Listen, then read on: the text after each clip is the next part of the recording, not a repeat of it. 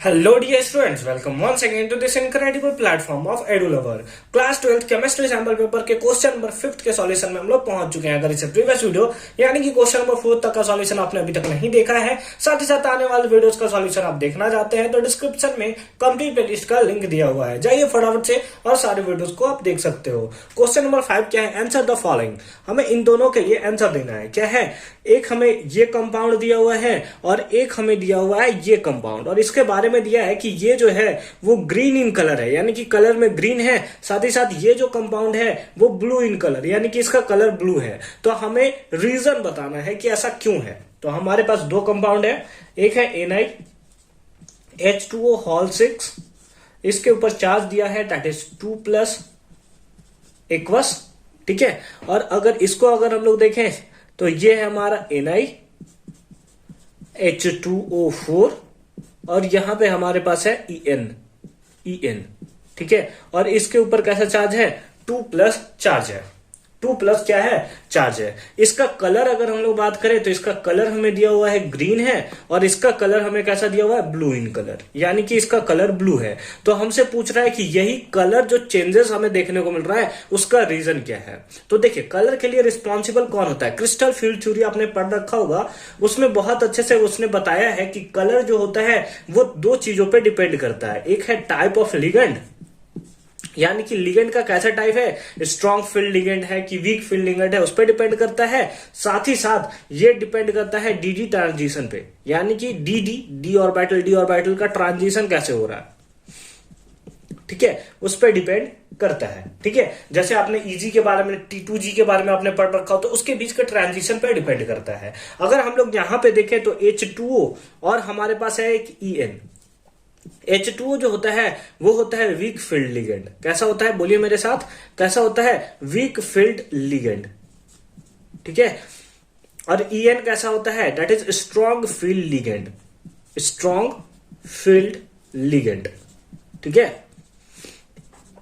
तो H2O यहां पर भी, H2O यहां पर भी, Ni2+ यहां पर भी है और इसका भी आप देखोगे तो Ni2+ आएगा, यानी कि Ni2+ दोनों में है, H2O और H2O दोनों में है वीक फील्ड। तो हमारी क्रिएट कौन कर रहा है? कलर में डिस्टर्बेंस। ये भी ग्रीन है, ये भी ग्रीन होना चाहिए था, लेकिन EN जो है वही काम जो है यहाँ पे सारा का सारा बिगाड़ने का काम कर रहा है। यानी कि EN जो है, क्योंकि ये SFL है, यानी कि स्ट्रॉन्ग फील्ड लिगेंड है। आपको पता है कि जो वीक फील्ड लिगेंड होते हैं उसमें जो स्प्लिटिंग होता है बहुत ही ज्यादा छोटा होता है, मतलब स्मॉल स्प्लिटिंग होता है। अगर इसमें हम लोग देखें तो यहां पे जो होता है दैट इज स्मॉल स्प्लिटिंग, ठीक है, स्मॉल स्प्लिटिंग होता है। जबकि अगर इसमें हम लोग बात करें, EN में बात करें तो स्ट्रॉन्ग फील्ड लिगेंड है, इसलिए यहां पे स्ट्रॉन्ग फील्ड लिगेंड के कारण जो स्प्लिटिंग है वो इंक्रीज कर जाता है, ठीक है। जो स्प्लिटिंग है वो क्या कर जाता है? इंक्रीज कर जाता है, ठीक है, इंक्रीज कर जाता है। और यही रीजन है कि इसका कलर ग्रीन होता है और इसका कलर ब्लू होता है। अगर इन शॉर्ट आपको लिखना है कि इन दोनों का कलर अलग अलग क्यों है, तो आप लिखेंगे क्योंकि EN जो है एक स्ट्रॉन्ग फील्ड लिगेंड है और इसके कारण स्प्लिटिंग इंक्रीज हो जाता है, जिसके कारण क्रिस्टल फील्ड स्टेबलाइजेशन एनर्जी जो होता है, क्रिस्टल फील्ड स्टेबलाइजेशन एनर्जी जो है वो इंक्रीज करता है, and that is the reason of the colour changes. ठीक है, ठीक है, आई होप कि आपको अच्छे से समझ में आया होगा। हम यहां पे लिख देते हैं कौन सा? क्रिस्टल फील्ड स्टेबलाइजेशन एनर्जी,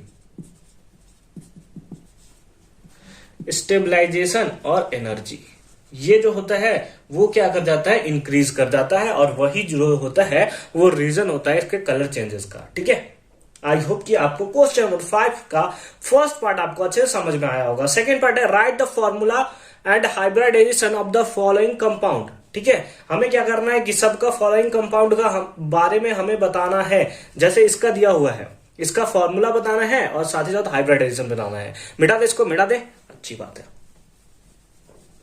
चलिए, हमारे पास कंपाउंड कौन सा है इसका? सबसे पहले फॉर्मूला हमसे पूछा हुआ है तो ट्रिस इथेन 1,2-डायमीन, इसी को हम लोग EN बोलते हैं, याद कीजिए, इसी को बोलते हैं इथेन 1,2-डायमीन को ही हम लोग शॉर्ट में क्या बोलते हैं? EN बोलते हैं। ट्रिस है, यानी कि इसका कितना है? 3 है। कोबाल्ट 3 है, कोबाल्ट 3, यानी कि CO हमें दिया हुआ है, CO हमें दिया हुआ है, CO हमें दिया हुआ है, और एक कितना चार्ज है इसके ऊपर? 3+ चार्ज है। तो अगर आप देखो तो इसके ऊपर कितना भी चार्ज आएगा? 3+ चार्ज आ जाएगा। कितना चार्ज आ जाएगा? 3+। तो इस पे क्या आ जाएगा, 3+ आ जाएगा। क्यों आएगा, क्योंकि आपको पता है ना ईएन जो है, ईएन यानी कि कौन सा ईएन, ठीक है, 1 इथेन 1 2 डायमीन, ठीक है, ये क्या है, न्यूट्रल मॉलिक्यूल है, तो इसके ऊपर 0 चार्ज होगा, तो जो इसका चार्ज है दैट इज 3+ हमें दिया हुआ है, तो ये 3+ इसका आ गया। सल्फेट है, हमने लिख लिया कितना, SO4, और आपको पता है इसके ऊपर कौन सा चार्ज होता है, 2-, ठीक है। लेकिन ये फॉर्मूला नहीं है, फॉर्मूला क्या होता है, इसका मल्टीप्लाई हो जाता है इसके साथ, इसका चार्ज मल्टीप्लाई होता है इसके साथ, यानी कि अगर लास्ट में हम लोग फॉर्मूला लिखना चाहें तो हो जाएगा COEN होल थ्राइस, और इसका आ जाएगा 2 यहां पे, और SO4 और इसका 3 चार्ज आ जाएगा इधर, SO3। ऐसा ही होता है ना, जैसे CaCl2 का अगर आप लिखना चाहते हो तो C और Cl का लिखते हो, कैल्शियम क्लोराइड है ना, कैल्शियम का चार्ज +2, इसका चार्ज कितना, -1, दोनों को क्रॉस मल्टीप्लाई कर देते हो तो Ca के पास आ जाता है 1 और Cl के पास आ जाता है 2, तो CaCl2। कोऑर्डिनेशन कंपाउंड आपने पढ़ रखा होगा, कोई इशू नहीं होगा आपको इसमें, ठीक है। लेकिन अगर हुआ तो ये एग्जाम्पल के थ्रू मैंने आपको बता दिया। तो ये हो गया फॉर्मूला हमारा, ठीक है, फॉर्मूला वाला सेक्शन हमारा कंप्लीट हो गया। अब पूछ रहा है हाइब्रिडाइजेशन, ठीक है, इसका हाइब्रिडाइजेशन क्या है। तो हाइब्रिडाइजेशन के लिए हमें थोड़ा अच्छे से समझना पड़ेगा, तब जाकर इसका हाइब्रिडाइजेशन हम लोग बता सकते हैं। तो हाइब्रिडाइजेशन के लिए मैं यहाँ पे प्रोसेस कर रहा हूं, ठीक है, हाइब्रिडाइजेशन, ठीक है, हाइब्रिडाइजेशन के लिए। तो हाइब्रिडाइजेशन आपको पता है कि कोबाल्ट कितने हैं, +3 के फॉर्म में है, +3 के फॉर्म में। तो सबसे पहले कोबाल्ट जो है वो ग्राउंड स्टेट में कितना होता है, तो scandium, titanium, vanadium, chromium, manganese, iron, cobalt, यानी कि 27 कितना होता है, 27। और अगर 27 का अगर आप देखो तो ये कितना हो जाएगा, दैट इज 3D, और 4s आएगा, 4s हमारा हो जाएगा 2, और 3D कितना हो जाएगा 7। लेकिन हमें कोबाल्ट के बारे में नहीं बोला है, कोबाल्ट 3+ के बारे में बोला है, यानी कि 3 इलेक्ट्रॉन यहां से निकल जाएगा। तो सबसे पहले आउटर मोस्ट ऑर्बिट से निकलता है, मतलब पहले S से निकलेगा, फिर यहां से, यानी कि 4s वाला हमारा हो जाएगा 0, और यहां से 2 ही निकला, एक यहां से भी निकल जाएगा, यानी कि 3D 6 हो जाएगा, ठीक है। यानी कि अगर इसका हम लोग डायग्राम बनाना चाहे तो ऐसा होगा, ठीक है, 1 2 3 और एक इधर हो गया 4, 1 2 3 4 5, ठीक है, कितना है, 6 है, तो 1 2 3 4 5 और एक यहां हो गया 6, ये हो गया। और अगर 4s तो हमारा इधर कितना है, 4s तो हमारा इधर खाली है 0 है, और अगर 4p भी बात करें तो 4p भी क्या होगा, खाली होगा, है ना, 4p भी क्या होगा, खाली। थोड़ा ऊपर कर देता हूं मैं, ये आपका कौन सा है, ये आपका 3D है, ये आपका कौन सा है, ये आपका 3D है, ये आपका 4s है, और ये आपका 4p है, ठीक है। 4s और 4p यहाँ पे खाली है, 4s और 4p क्या है, खाली है, ठीक है। तो ये तो हमारा क्या हो गया, ग्राउंड स्टेट पे, क्या हो गया, ग्राउंड स्टेट पे। अगर इसके साथ अगर EN कंबाइन करता है, EN क्या है, कंबाइन करता है, तो ये चला जाएगा एक्साइटिंग स्टेट में, और उसके बाद हमारा पास क्या होगा, दैट इज ये हो गया हमारा 1 2 3 4, ये हो गया D ब्लॉक, यानी कि ये हो गया 3D, और यहां हो गया हमारे पास 4s, और ये हो गया हमारे पास 4p, ठीक है, ये हो गया हमारे पास 4p, ये हो गया 4s, और ये हो गया 4p। तो हमारे पास क्या है कि यहां से एक्साइटिंग स्टेट में जाएगा तो ये पेयरिंग कर लेगा, यानी कि अगर हम लोग बात करें तो ये 2 इलेक्ट्रॉन हो जाएगा, 2 इलेक्ट्रॉन पहले से था, इन लोग दोनों कंबाइन कर लेगा, इन लोग दोनों कंबाइन कर लेगा, यानी कि इधर हो गया 6 इलेक्ट्रॉन। अब हमारे पास आता है EN कितना है, 3 है, तो एक EN यहां दे दिए, एक EN यहां दे दिए, एक EN यहां दे दिए, क्योंकि ये हमें पता है कि बाइडेंटेड लिगेंड है, तो ये 2 और फिर ये वाला, ठीक है, ये और ये कैप्चर कर लेगा, और फिर ये और ये कैप्चर कर लेगा, ठीक है, क्योंकि बाइडेंटेड लिगेंड है तो दो ये ऑर्बिटल तो रखेगा ही, ठीक है। तो अब अगर इसका हम लोग हाइब्रिडाइजेशन देखना चाहें तो कितना होगा, D2, है ना, 2 D के ऑर्बिटल को कैप्चर किया है, एक S के ऑर्बिटल को कैप्चर किया है, और इसके 3 ऑर्बिटल को इसने कैप्चर किया है। तो यानी कि D2sp3 is the hybridization of this compound, ठीक है, ऑफ दिस कंपाउंड। इस कंपाउंड का हाइब्रिडाइजेशन कितना होगा, दैट इज द हाइब्रिडाइजेशन, ठीक है। तो आई होप कि क्वेश्चन नंबर 5 का A और B आपको अच्छे से समझ में आया होगा। हालांकि इसके और में भी क्वेश्चन है, चलिए उसे भी सॉल्व करते हैं। और वाले पार्ट में क्या है, और वाले पार्ट में इन कोऑर्डिनेशन एंटिटी, अगर एक कोऑर्डिनेशन एंटिटी है sorry, the electronic configuration of the central metal is इतना, ठीक है, हमें इलेक्ट्रॉनिक कॉन्फ़िगरेशन दिया हुआ है, क्या दिया है, T2G3, और साथ ही साथ हमें दिया हुआ है Eg1, ये हमें इलेक्ट्रॉनिक कॉन्फ़िगरेशन दिया हुआ है, ठीक है। तो हमसे पहला पार्ट में क्या पूछा है, पहले वाले पार्ट में हमसे पूछा हुआ है। तो अगर हम लोग सबसे पहले इसी के बेसिस पे हम लोग बात करें, पहला पार्ट अभी छोड़ देते हैं, तो इन ऑक्टाहेड्रल फील्ड में हमें क्या देखने को मिलता है कि वो जो होता है 2 पार्ट में स्प्लिट कर जाता है, ठीक है, मतलब D ऑर्बिटल जो है 2 पार्ट में स्प्लिट कर जाता है, जिसमें Eg वाला पार्ट जो होता है ऊपर में होता है, जिसमें आपको 2 ऑर्बिटल देखने को मिलते हैं, और नीचे वाले पार्ट में 3 होता है, ठीक है। तीन होता है, 1 2 3, ठीक है, 1 2 3। अगर इसका नाम लिखना चाहो तो ये होता है dxy, फिर होता है dyz, और फिर होता है dzx या xz जो बोलना चाहो। और यहां पे हम लोग देखें तो dx2y2 होता है, और ये होता है dz2, ठीक है, dz2, ठीक है। तो हमसे बोला है जो T2g है, तो यही आपका है T2g, और ये होता है आपका Eg, ठीक है। T2g 3 है, यानी कि ये क्या है, यहां पर भी पेयरिंग नहीं है, सिंगल सिंगल है, और Eg में भी एक इलेक्ट्रॉन आपका देखने को मिल रहा है। तो इस टाइप से हमें देखने को सारा का सारा मिल रहा है, ठीक है, अच्छी बात है। इसके बीच को हम लोग डेल्टी बोलते हैं, हालांकि उसको अभी छोड़ देते हैं, ठीक है। अभी हम लोग आते हैं क्वेश्चन नंबर ए पे हमसे पूछ रहा है, ये तो हमने बना लिया इसके बेसिस पे।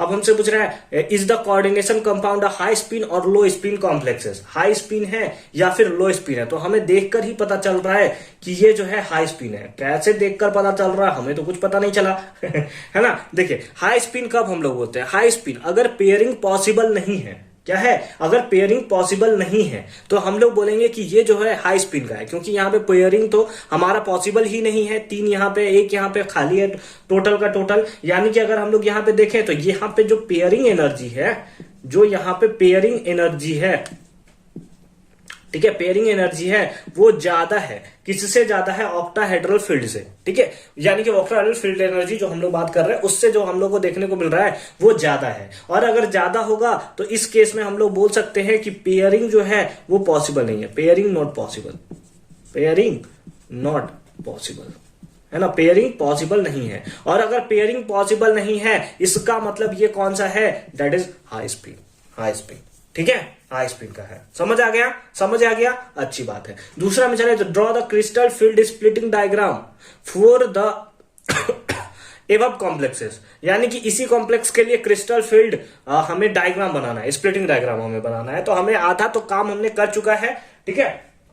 इसको हम थोड़ा मिटा देते हैं, इसको थोड़ा मिटा देते हैं, ठीक है, मिटा दें, अच्छी बात है, मिटा अगर बताते हो कि मिटा दे, ठीक है। देखो बी पार्ट में क्या करना है, बी पार्ट में आपका क्या होता है कि इस टाइप का डायग्राम आपको देखने को मिलेगा कि इधर आपका एनर्जी वाला रहेगा, एनर्जी वाला सारा का सारा कॉम्प्लेक्स रहता है, ठीक है, एनर्जी वाला रहता है। यहाँ पे आपके वही जो आपको फ्री इलेक्ट्रॉन देखने को मिलेंगे, ठीक है, फ्री इलेक्ट्रॉन आयन, ठीक है। तो यहाँ पे 5 है, 1 2 3 4, टोटल इलेक्ट्रॉन कितने हैं, 3 और 1 4, तो हमने यहाँ बैठा लिया 1 2 3 और 1 4, ठीक है। ये कौन से हैं, तो ये आपके मतलब हम लोग बोल सकते हैं कि ये हमारे हैं फ्री इलेक्ट्रॉन आयन, ठीक है, फ्री इलेक्ट्रॉन आयन, ठीक है। अब यहां से ये चले जाते हैं किसमें, ये चले जाते हैं मिडल में, ठीक है, मिडल में, और ये क्या बन जाता है, दैट इज एवरेज। एक सेकेंड, इस 5 पार्ट में जाएगा ना, डी ऑर्बिटल है ना, तो 5 पार्ट में जाएगा। एक सेकेंड, थोड़ा इसको अच्छे से बना देते हैं हम लोग, ठीक है। ये बीच में रहता है, एक ऊपर एक नीचे रहेगा ना, तो ये बीच में हम ले जाने का ट्राई करते हैं इसको, ताकि हम लोग इसको ऊपर नीचे बना सके। 1 2 3 4 और 1 हो गया हमारा 5, ठीक है। थोड़ा अच्छा नहीं दिख रहा है, एक सेकेंड, थोड़ा थोड़ा बीच में रहता है, क्योंकि ये दोनों मैंने बहुत कंबाइन किया है, एक यहाँ पे एक यहाँ रहता, तो बीच में बनाना ज्यादा सही रहता। तो यहां पे हम लोग बना लेते हैं, 2 हो गया, 3 4 और 1 5, और इसको यहां से मिटा देते हैं, इसको यहां से मिटा देते हैं हम लोग, और इसको ला लेते हैं यहां पे कहीं, ठीक है। आप नाम लिख सकते हो, ये कौन सा होगा, dxy, ये होगा dyz, और ये होगा कौन सा, dxz, dxz। एक एक इलेक्ट्रॉन सब में है, एक एक इलेक्ट्रॉन सब में है। यहां पर हमारे पास कितना है, 4 इलेक्ट्रॉन है, 4 इलेक्ट्रॉन है ना। तो ये एक बार जंप करेगा इधर और एक बार जंप करेगा इधर। ये आपका कौन सा हो गया, T2g, है ना, 3 इलेक्ट्रॉन है, तो इसलिए इसका नाम लिखा है T2g3। अगर इसके हम लोग बात करें तो ये एवरेज एनर्जी है, ठीक है, एवरेज एनर्जी है किसका, of D orbital, of D orbital कहां, तो अगर हम लोग बात करें तो इन स्फेरिकल क्रिस्टल फील्ड, ठीक है। ऐसे तो हम लोग बस इसको यहीं तक छोड़ दे रहे हैं।